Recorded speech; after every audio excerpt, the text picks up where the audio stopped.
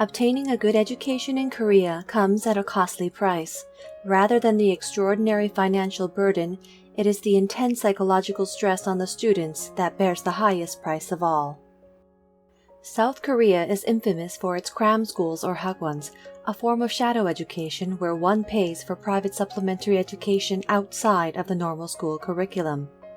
Many parents have referred to shadow education as a necessary evil if one is to get ahead in the education game. Given the hard circumstances of a student's daily routine, I wondered if any hagwons took measures to assist student burdens rather than contributing to the high education expectations and stress. I found and visited Polana, a private academy located in the affluent Cheongdam area of the Gangnam district. Unlike the majority of private academies, Polana had a surprisingly welcome outlook on student well-being and education. As a hagwon manager, do you think it's important to offer some sort of balance or relief from the daily pressures of education? I understand parents pay a lot of money to send their children here to gain a competitive edge in a subject such as English, but if you could, what would you do differently to help your students overcome the stress rather than becoming a part of the problem? So I guess as a hagwon manager, I think the perspective that I would like to take with my students is that let's take a look at the reality first. The reality is that the parents, they do pay a lot of money to send their kids here. They want that edge.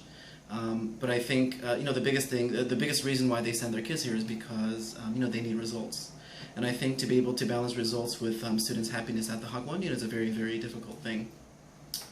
So I think a couple of things that we do at our hagwon to just try to help kids, I would say, is to the curriculum, the components that we do in class. We focus on a lot of group work.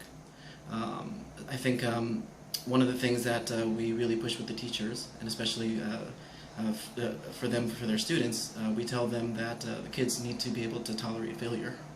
And I think one of the biggest things is the kids are always looking for perfection. The parents are always looking for perfection.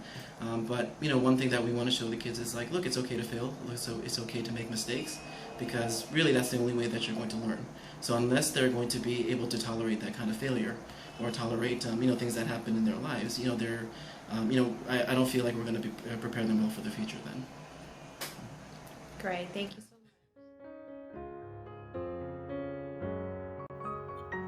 Unlike the majority of hagwons in South Korea, it is rare for a private academy specializing in English to prioritize the well-being of its students, providing a stress-free learning atmosphere.